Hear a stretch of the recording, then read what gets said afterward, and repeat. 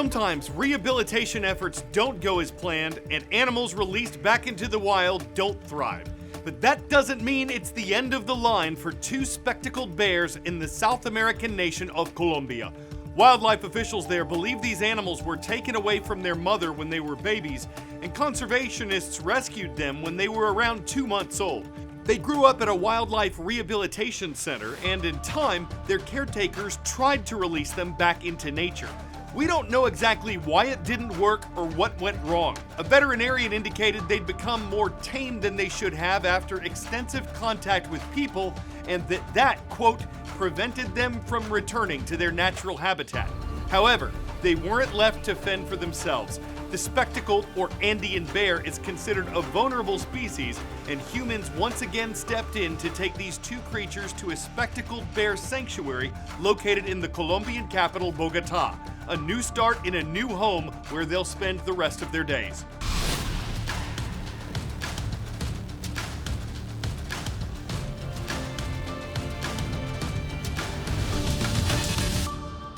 Hi, I'm Carl Azus for The World from A to Z. Welcome to the show.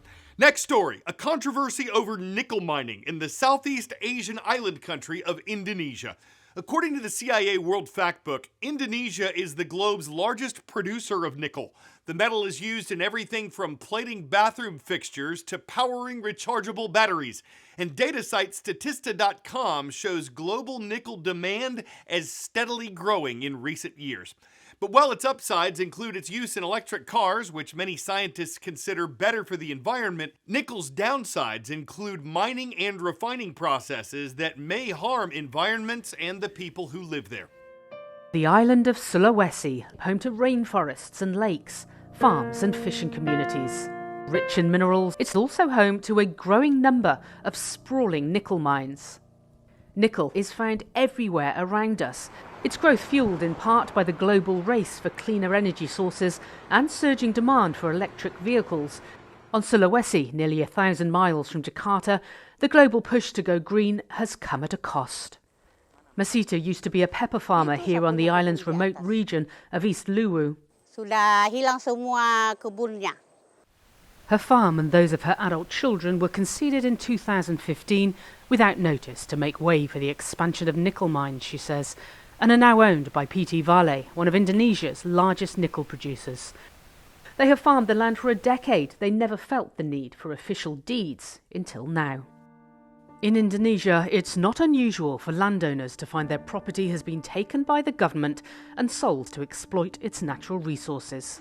Many in her village lost their land, she says, receiving compensation of a little more than $3,000 in return. As the breadwinners of the family, women farmers fear their lands will be conceded and dredged up to make way for more nickel mines and processing plants. CNN reached out to PT Vale Indonesia and the Indonesian government regarding the claims. The company has in the past denied accusations it had seized land from indigenous people in East Luwu. Last year, it told Indonesian magazine Tempo, PT Vale has never taken rights from other parties without their consent. It said it acquired the land as a result of an agreement with the Indonesian government. President Joko Widodo, or Jokowi, has vowed to step up scrutiny of nickel mining, while at the same time racing ahead with his government's ambitious goal of producing 600,000 electric vehicles by 2030. In an email to CNN, the organization that filed that report, the mining company PT Vale did not deny that the land had been taken. It did not say whether it legally bought the land. But PT Vale did say it operates in accordance to the law, and it's working with local authorities to address what it says is, quote, illegal farming. Beyond concerns about land rights, there are also fears that nickel mining can potentially damage the environment. PT Vale's website says the company recognizes that its activities may cause significant environmental impacts and that it invests in ways to manage risks and minimize the impacts. An Indonesian environmental advocacy group says world leaders and foreign companies need to be aware of the effects of nickel mining. Industri hijau itu perlu didefinisikan ulang. Kalau industri hijau diperoleh dari kegiatan yang menggusur tanah rakyat, menggusur perkebunan rakyat, saya kira itu bukan green industry. On this date in world history. An English explorer named Francis Drake set sail on December 13th, 1577. One of his main goals was to attack and plunder Spanish settlements in North and South America, but his voyage, which lasted 3 years, ultimately became the first circumnavigation of the globe by an Englishman.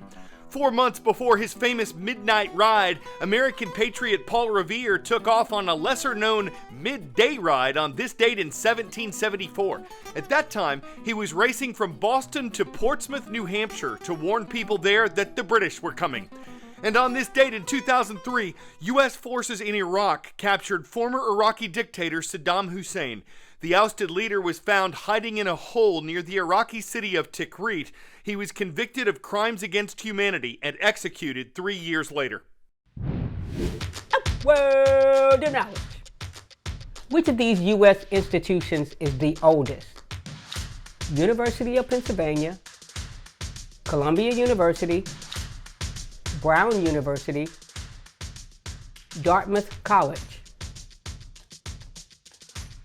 Started in 1740 and opened in 1751, what would become the University of Pennsylvania is the oldest school on this list.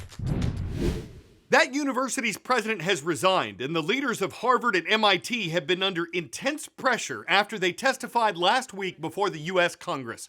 The topic, anti-Semitism or discrimination against Jews on U.S. college campuses. Critics, including Democrats, Republicans, and the White House, said the college leaders didn't speak out forcefully enough when questioned about anti-Semitic subjects like genocide against Jews. Following their testimony, all 3 school presidents issued statements condemning hate and anti-Semitism, and while the University of Pennsylvania's president stepped down, the boards of Harvard and MIT have said they're standing by their leaders. Anti-Semitism and Islamophobia, discrimination against Muslims, have flared up across the U.S. since October, when the latest war in the Middle East began. Totally makes sense that a school whose mascot is the Panthers would be in Florida. Talking about Mrs. Sam's class, Sarasota Middle School is watching today from the Sunshine State. Hello to everyone in Sarasota. Next, we're soaring with the comets. Mr. Baldwin's class is online at Shelbyville Central Schools. Great to have y'all watching from Shelbyville, Indiana. Last week, we asked about your education. Did the international reactions to the COVID pandemic have an impact? Lindsay Wolfgang Mast has some responses from our YouTube channel. A noticeable decrease in reading comprehension and increase in screen time. That's how a student from Mrs. Bublitz's class at Los Alamos Middle School described the impact of pandemic shutdowns. And while most responses we saw focused on negative impacts during the pandemic, a response from Western International High School in Detroit, Michigan read in part, "Students miss some things from the pandemic. It seemed easier for some. Others, though, like being back in school. Most don't think they had any learning loss. They've made up for it by now." From Mrs. Ackerson's class at Wisconsin's Spooner Middle School, "My students played video games, babysat, had friends over, read lots of books, and did no schoolwork, all resulting in them not learning much." From Mrs. Corey's class in Rockford, Michigan, many students mentioned that learning felt slower because even the teachers didn't know what to do, so there were many breaks built in and the learning slowed down. And Ms. Kelly's class at Suzanne Middle School in California said, "Remote learning did impact students in a negative way, but things like social media, lack of motivation and self-control, and poor mental health also play a role." Thank you, as always, for your insightful responses. I'm Lindsay Wolfgang Mast for The World from A to Z. Taylor Swift and Travis Kelce were recently spotted together in Miami, Florida. No, it's not what I expected to see either. We covered the annual White House turkey pardon, an American Thanksgiving tradition when the president lets 2 birds off the hook. Miami holds a similar ceremony in December. It's reportedly done this for 6 years now when it pardons 2 pigs ahead of Christmas.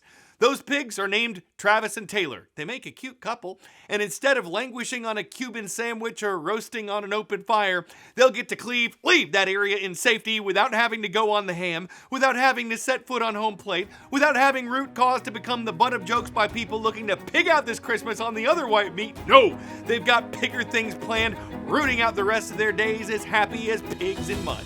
That rounds out another edition of The World from A to Z. I'm Carl Azus, means the world to have you watching.